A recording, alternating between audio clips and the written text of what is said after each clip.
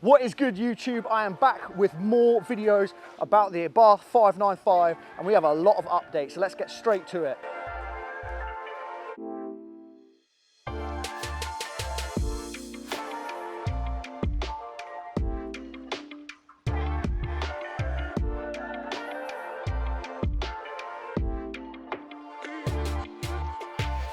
Back in the summer, we put an Airtech Intercooler on the car.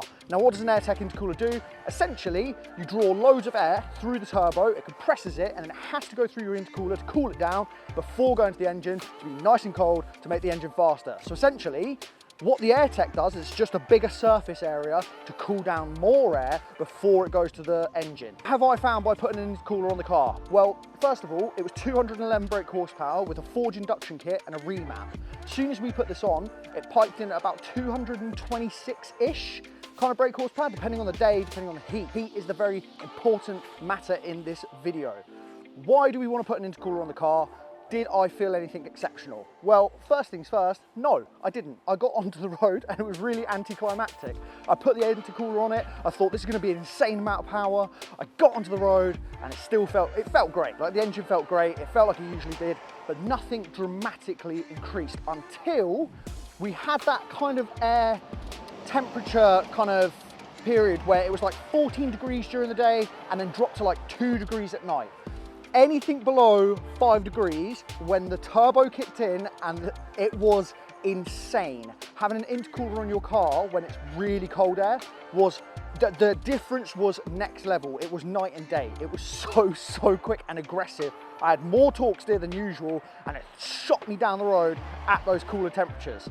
Then what I noticed is we then suddenly, previously, so go back, I've kind of gone in a weird timeline here, when we had hotter temperatures, although I didn't feel like this incredible bite like I'm talking about with the 2 degrees, when it was 20 degrees plus, what I did find with the intercooler is the car managed its power a lot better. So in kind of hot days, I took my dad's car out, it had the standard intercooler on it. It's a turbocharger, hot air, it felt kind of sluggish, it felt like slow. It didn't want to draw or snap as quick. Whereas with this big Airtech intercooler, I got that power delivery consistent every time, no matter the temperature. That is what's so good about it. Now, over this video, I've probably got a load of B-roll clips showing you the intercooler going on. You can't really see it. That's the only thing about this, is it sits in the front here. And I know some people, you can stencil your intercooler, you can put the Airtech or the Forge stencil on there so that you can see it through the grille. Mine was just a plain black one, and AR, of course, were the ones who fitted it, made sure it was all done, all piped up and ready to go. So one thing I would say and recommend with regards to getting an intercooler is make sure your induction kit and a remap's done first. Otherwise, you're just putting one on for the sake of it. Same thing I said with the Forge induction kit. It doesn't really matter unless you got the remap done, because having the induction of the air being colder going into the turbo was dramatically different.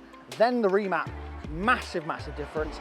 The intercooler was like that final stage before I can then start to do other bigger things on the car. So that is a quick update mechanically with where the engine is at on this car, and I've got more to come very soon. If you like this video, please like, share and subscribe. Plenty more content to come.